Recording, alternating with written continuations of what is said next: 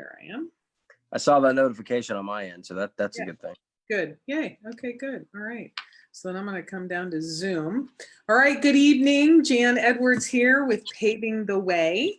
And tonight I have my dear friend and warrior in arms, Dr. Jordan Rodriquez. And Dr. Jordan Rodriquez is one of those extraordinary human beings that as soon as he learned about human trafficking, he was like, I'm in. What do you need? How can I help? He called Mo Edwards, one of the sheriffs in Seminole County, and said, hey, I want to educate my kids. And that's how he and I connected. So I'm going to have you just introduce yourself a little bit, and then we're actually going to talk about our topics for tonight. All right. Well, good evening for all those out there who are quarantined and looking for something interesting to learn about. My name is Jordan, and I am the principal of Seminole High School, which is the 4th largest high school in the state of Florida. We are the largest high school in Seminole County, and I've got a population that I think if you look at the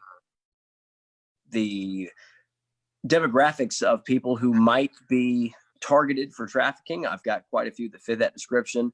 Prior to being at Seminole High School, I was a middle school principal at Rock Lake Middle School out in Longwood, Florida, for 3 years. And that's where I had the opportunity to meet Jan, bring her in to speak to our kids. She spoke to hundreds of our kids. And for somebody who is very, very critical of speakers, and I am, Jan blew the roof off the joint, was such a dynamic and engaging speaker.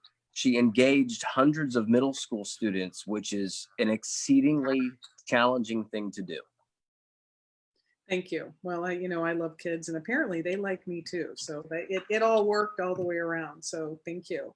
So we're going to start with our first myth, and that is, every time we go out and we talk to kids, they're like, and parents too. It's either when we talk to the youth, they say, that will never happen to me. I'm too smart. I would never do anything like that. And the parents say, oh, that would never happen to my kid. My kid's too savvy, or my kid would tell me something if something was happening. And you and I both know that's not the case. So I'd love for you to share, Jordan, one example of both a child and then an example of a parent. Absolutely. And not specifically related to trafficking in this instance, but both at the middle school level and at the high school level. And there's only a handful of principals, I would say, in the state that have been a principal at both levels. It's very common when you have parents who have never had an issue with their kids. Elementary, they made straight A's and B's. I've never had a problem with them. My child would never lie to me. My child would never do that. My child would never be disrespectful. Yes, they would. 1,000% yes, they would. The dynamic that is different is that when mom and dad are not there, their peers are there. And it is very much in the kid's mind that they don't want to look weak. They want to put on a show. They act in a different manner than they would around mom and dad. They act differently than they would around a coach. And integrity is doing the right thing when nobody is watching. An impressionable middle schooler or high schooler they're finding themselves, they're developing confidence. Honest to God, the most difficult thing for a middle school or a high school student to say is no. They haven't built that confidence yet. That skill set's not there yet. And I can think of countless examples where a parent has told me, a teacher called me or a teacher emailed me and they said my child cursed at them, or my child was disrespectful to them in class. My child is not disrespectful, and they don't lie to me. And then I simply call the kid down and Jedi mind trick them and just go, look, I'm not mad at you, but I need to know what's real and what's not. Did you do this? And overwhelmingly, the kids will be honest and go, yeah, I did that. To which my follow-up to them is, okay, we're going to call mom and dad now, and I need you to be honest and tell them what happened. And I can't tell you the number of times that parents have apologized because they were mistaken in terms of what they thought their kid would not do. And because their child did lie to them. The kid did it. And I call it saint syndrome. So the saint syndrome is no, my child would never do that. Yeah, they would. Right. I promise you they would. Yeah, the saint syndrome. Well, and I think you really point out something powerful, Jordan, which is parents saying, my child would never lie to me. That's what we want to believe.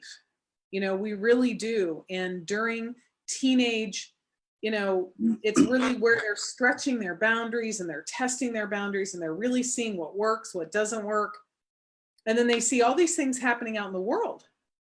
And they're going to go try some of them on because, I'm going to probably say this every live stream. Their prefrontal cortex isn't fully developed yet. So what you and I both know are idiots to do, not smart things to do. They, in their mind, well, no, why wouldn't I do that? It can't be, I can't get hurt. It's like, the invincible syndrome. You're absolutely right. Is parents not being clear that would lie. Jan, you broke up a little bit there, but if I take away the sentiment of what you just said, the best kids that are taking AP courses, they have a plan for the future. They have a plan for their future. They want to become physicians. I deal with those kids too. I recently dealt with a kid who is in a prestigious, academically rigorous program. He's had zero problems in his entire life, zero disciplinary infractions, straight A's. He's going to go into college probably as a junior. And I found him with pictures of a girl on his phone that he wasn't supposed to have. And he sent it to his friends. Wow. It happens. Like, I'm shocked by nothing. Yeah, you can't be anymore. As a principal, you can't be, in that environment. So the it can happen to me myth right there is debunked. Is one, our kids lie. That's just part of growing up. And two, part of what, you and I learned that day at middle school is, a week after our training, one of your girls was, someone wanted a picture of her. Correct. And because of our training, she knew what to do. Absolutely. She knew to talk to her parents. She called you and y'all called the police. That whole, it can't happen to me. It happened to this little girl. And thank God you brought us into train, because I'm clear there would be some inappropriate picture of her out on the internet. And that's the thing that a lot of kids don't get is once you press send on that picture, it's gone. You have officially lost control. There is no bring it back button. It's out there. There is no bring it back button. And that's part of the problem. And Jan, you've heard me say this at a couple of different speaking engagements. As somebody who has to sit down with a child who has made a poor decision and they sent that nude photo of themselves to their boyfriend of 2 weeks that they thought they were in love with. Yeah. And they send that picture out to the boy's, I don't want to say nature, but temptation is to share with his friends, hey, look what I got. And then you have their parents in your office and they're sobbing. They've never experienced something like this. I don't have a play to comfort them. There's nothing I can do or say to comfort them. I can sanction the kid consequences, but the picture's still out there. The only thing you can do is don't create the content. Yeah. And that's just it. There was I don't know if y'all saw my post about Teen Vogue is promoting sexting in the UK. And I particular article, look, that's illegal in the United States. That is generation of pornography. You can't do that in the United States. And, people are like, what? Because people don't know. Yeah. Which leads us to the next topic and next myth we're going to debunk, which is trafficking only happens in person. Oh no. The playground of child predators is the internet. Yep. The grooming grounds is the internet. Oh, you froze up. I'm waiting for you to come back online. And that's you're back. I got you. You're back. So, and that's part of the issue is you've got people that are asking for pictures. Kids are sending pictures. And now there's this pattern that is established of farther and farther and farther as a predator to try and get more and more and more child. And the more the child gives me, the more I have on that child. And that's how predators for children. I'm going to quote our mutual friend, FBI agent Kevin Kaufman, who works online, cybercrimes against children. And Kevin will be the first one to tell you it's an unlevel playing field with kids online dealing with professionals.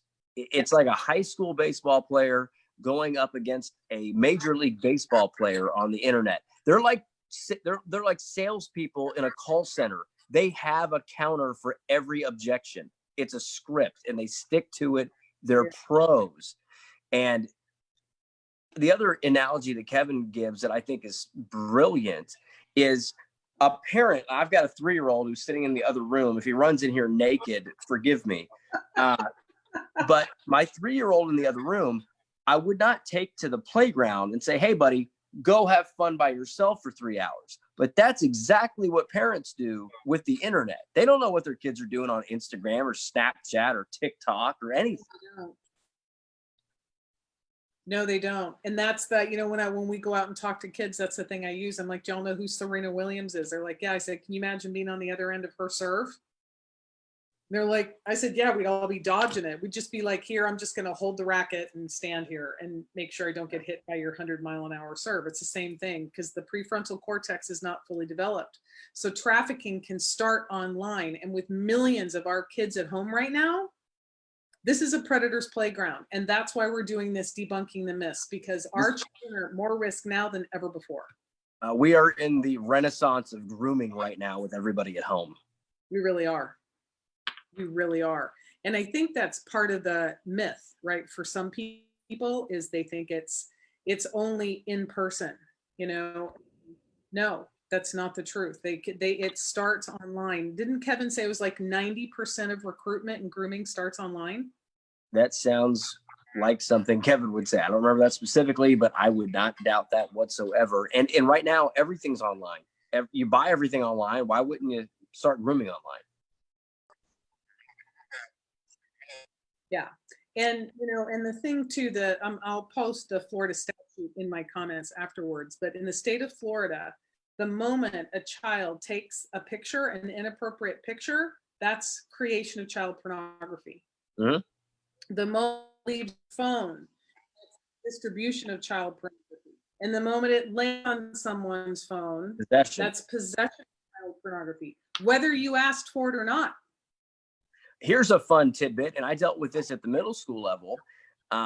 iPhones have a function on there called AirDrop. A responsible person has it turned off all of the time, and you only turn it on when you want to have somebody send you a picture. Those who are negligent have AirDrop on. There's 3 settings. There's off, there's only to friends, and there's open to everybody. We had a kid who had a naked picture of a girl that he was dating. They broke up. He got mad, and he airdropped it to everybody in the school who had their AirDrop open. That was a fun conversation with her parents. Yeah, that was a real story that happened within the last year and a half. Yeah. And the only thing I can tell the parents of that girl is this generation has the shortest attention span in the history of humankind. They'll be distracted by something next week, so just weather the storm. That's all I got. Wow. And what did the parents say? They were pretty reasonable. They were upset with her that she took the picture and sent it. And and it's a delicate balance. You don't want to blame the victim, but at the same time, you have to tell the victim, maybe don't do that. Lesson learned, teachable moment. Yeah, really. Teachable moments is key. And that's really why we're having these conversations at night after dinner. They can bring these up tomorrow morning when they're doing some work. If you're doing history, if you're doing art, if you're doing whatever topic, you can weave human trafficking into this conversation. Health, mental health. It only happens in person. Go ahead. Spot on. trafficking ties in with mental health. It ties in with social media, responsible use of social media. I mean, it's just with bullying, it ties into everything.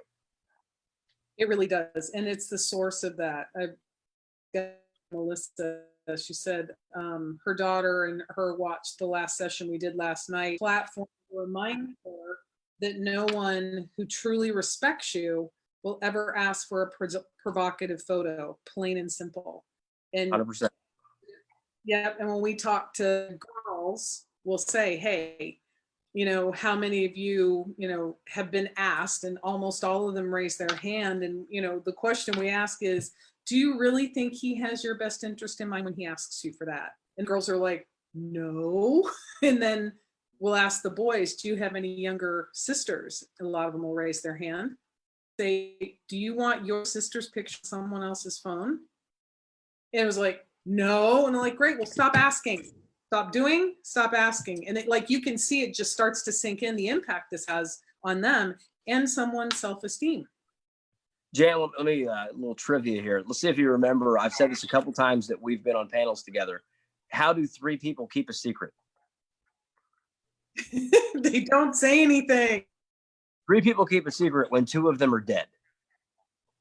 So if you send that picture out to your best friend, your lifelong best friend, bet that they're going to show at least one person.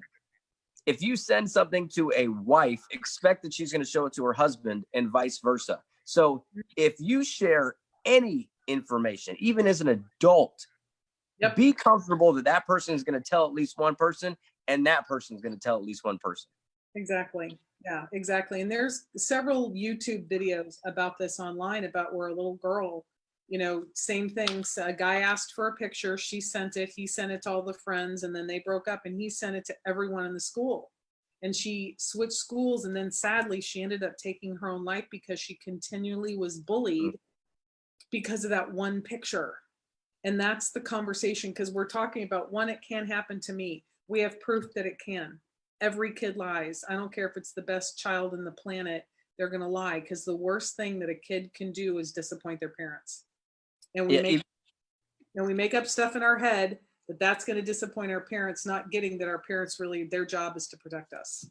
That's something that parents often lose sight of, is it, and even teachers and coaches lose sight of this.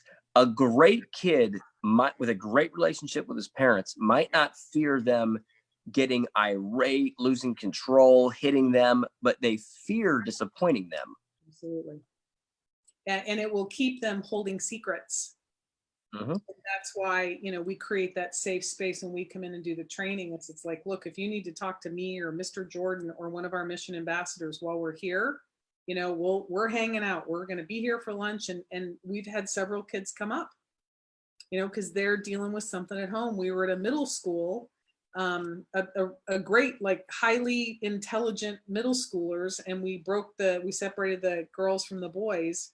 And when we asked girls who wanted to go talk to their counselor, 14 of the 52 girls wanted to go talk to their counselor about something.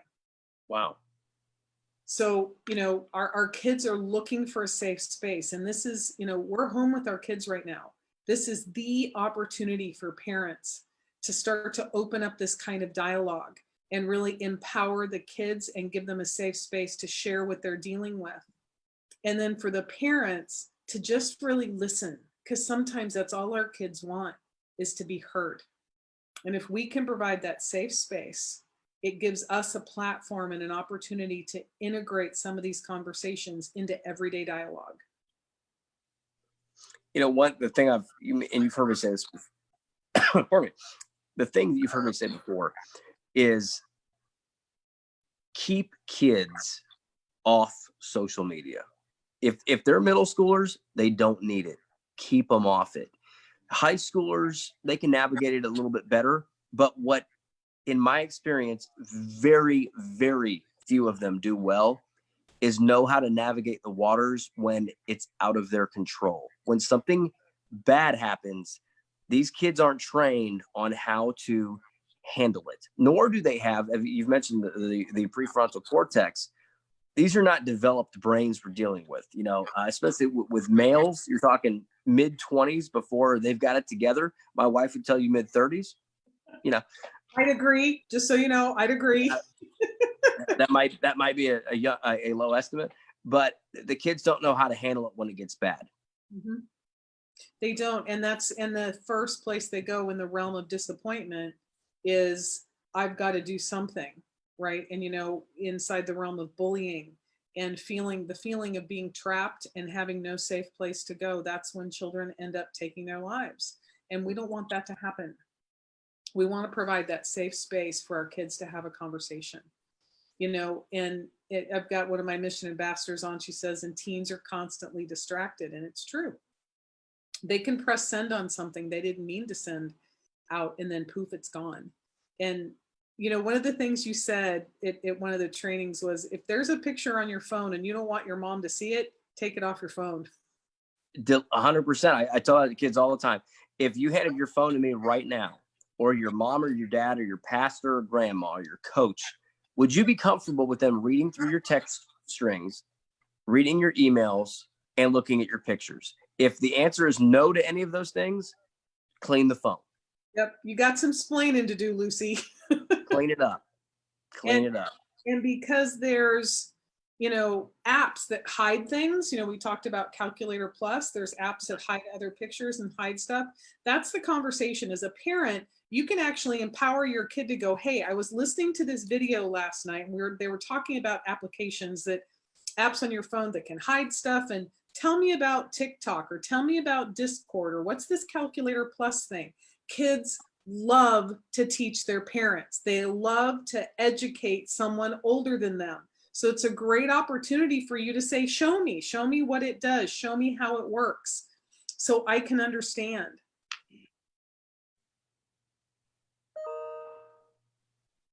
Yeah. So that's really where I think there's an opportunity. And then so we've debunked it can't happen to me. We've debunked it only happens in person.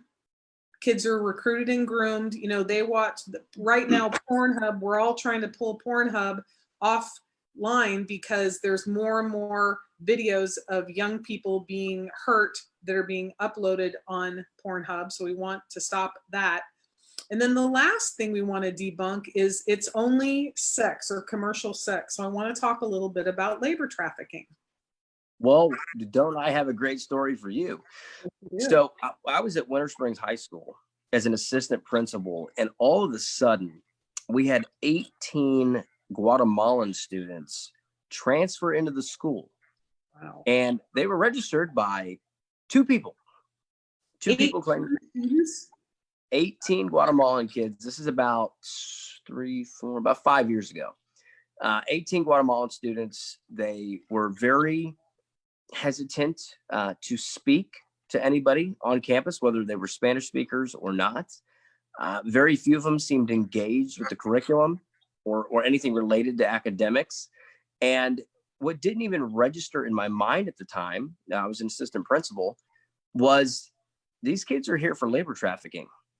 These people are here because somebody's offered them an opportunity to come to the States, and they can send money back home, and maybe they send a little, but these kids are 14, 15, 16, 17, 18 years old.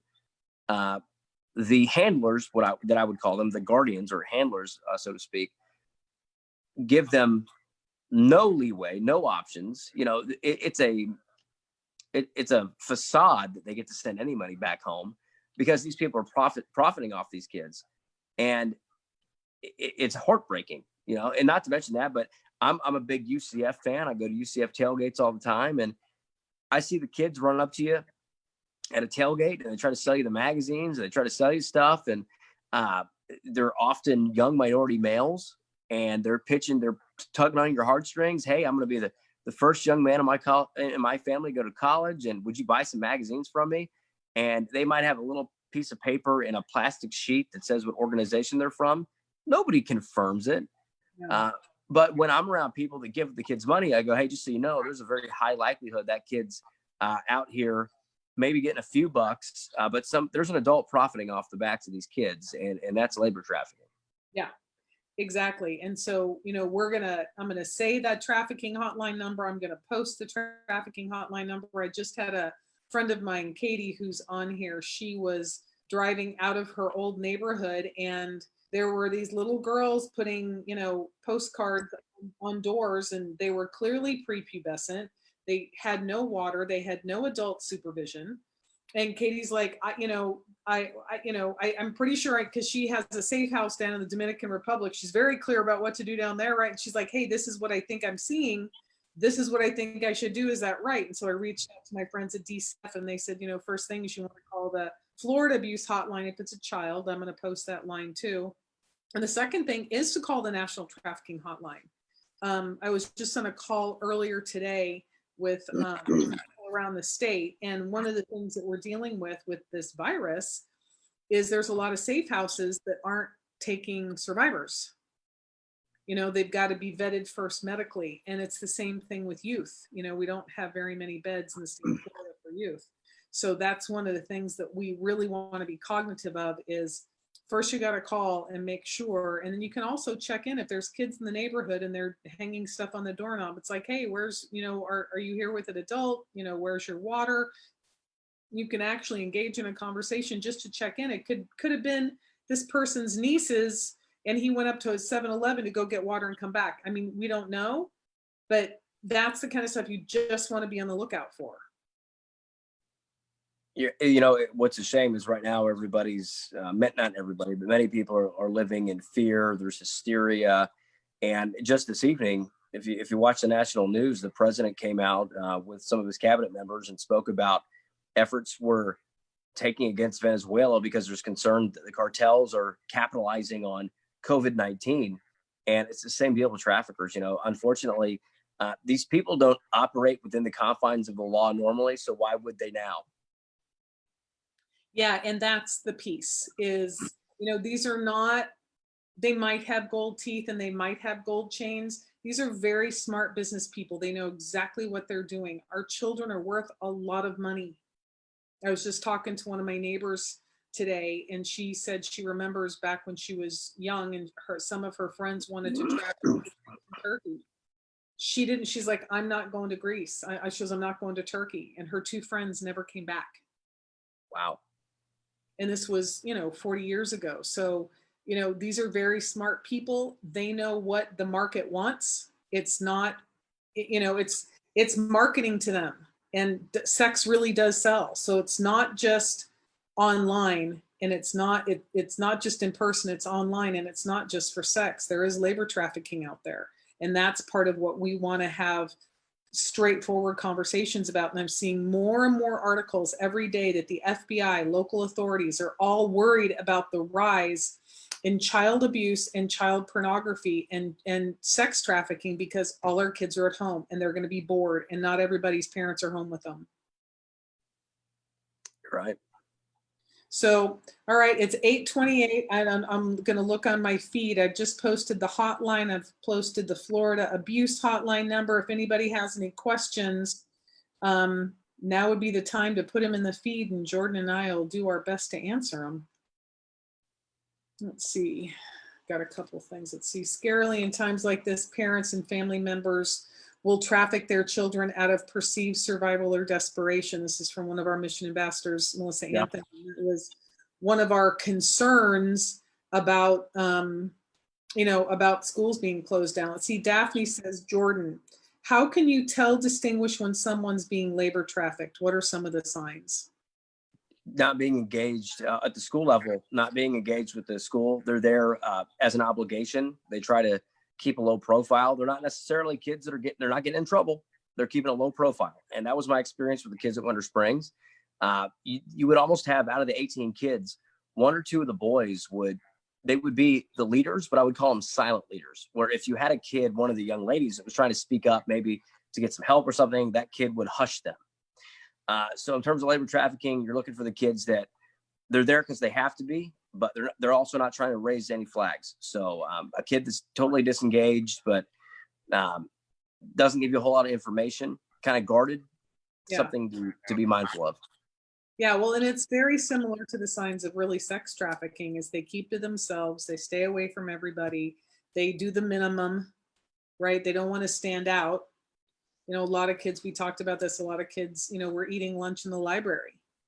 because they didn't want to be seen, or they eat lunch alone over in the corner because they don't want to be seen. So, the counter to that is almost a polar opposite. And those are the kids that you're talking about coming up to you at tailgates or at a concert, yep. Up in the parking lot trying to sell you magazines. These kids have been sold a lie. Yeah. And they're very outgoing, very engaging kids. But they've just been misinformed. Somebody's sold them some snake oil, so to speak. Mm-hmm. Yeah, they have some promise that they're working towards.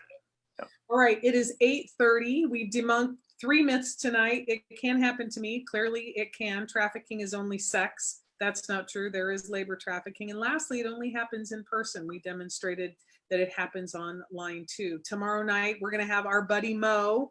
It'll be Mo and I. Right.